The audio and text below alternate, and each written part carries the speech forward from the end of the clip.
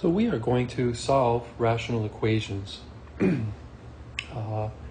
are a couple of techniques that you can use to solve these types of equations.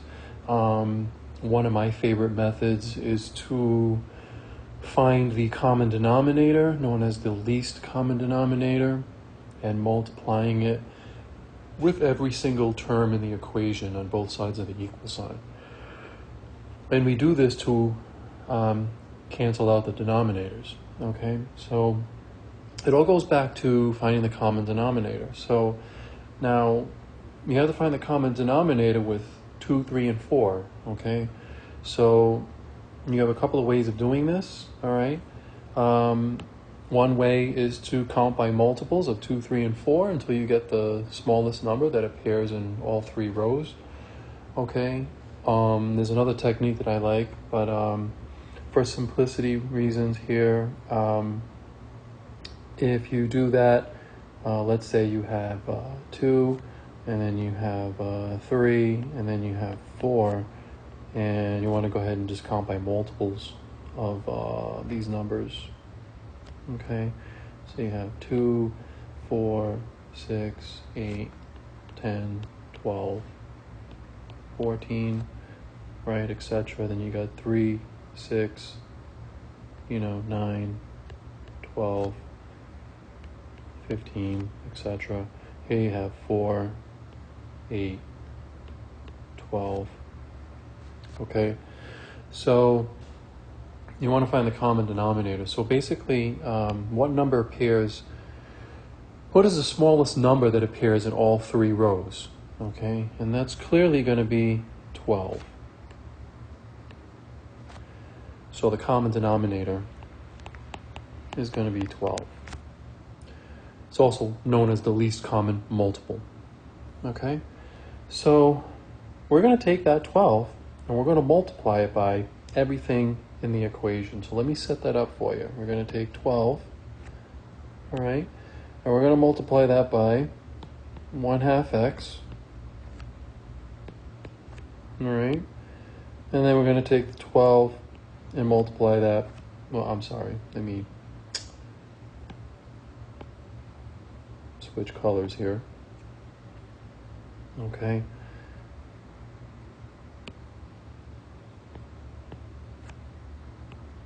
And I'm going to times that by 1/3.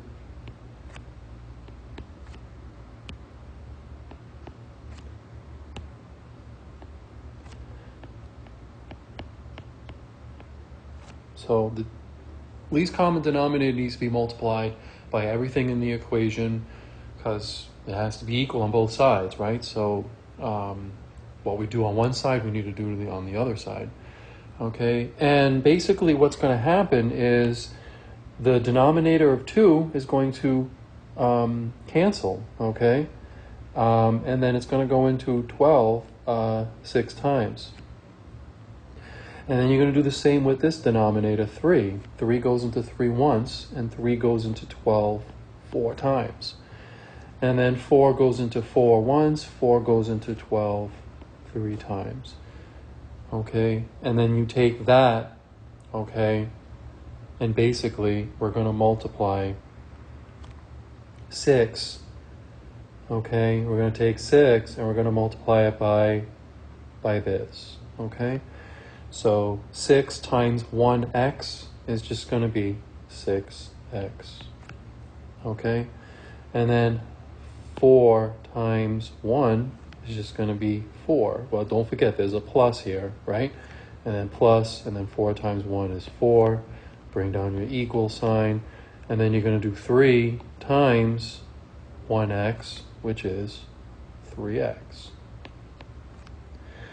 So we just found the equation, the equivalent equation, by reducing the fractions with the common denominator. And now you have a simple equation, okay, without any fractions, and then you can simply solve for your variable. And in this case, we're solving for x, right? So we want to get all the terms on one side, so I'm probably going to do this. I am probably going to Again, you could do this many ways. I like to get the x on the left side, okay? So we're going to go ahead and do that. I'm going to subtract the 3x here, okay? So that cancels, and then you have, what, 6x minus 3x? 3x plus 4 equals 0. And then we're just going to basically move the 4 over, and then you're going to have, let's kind of continue this over here. So then you have 3x equals minus 4, and then you're going to divide both sides by 3, because you want these 3's to cancel, and then you're just left with negative 4/3. Okay? It doesn't matter, as long as you get x on one side and all the numericals on the other, you're going to be fine. You'll have the same answer. Okay? So this is how you solve a basic rational equation.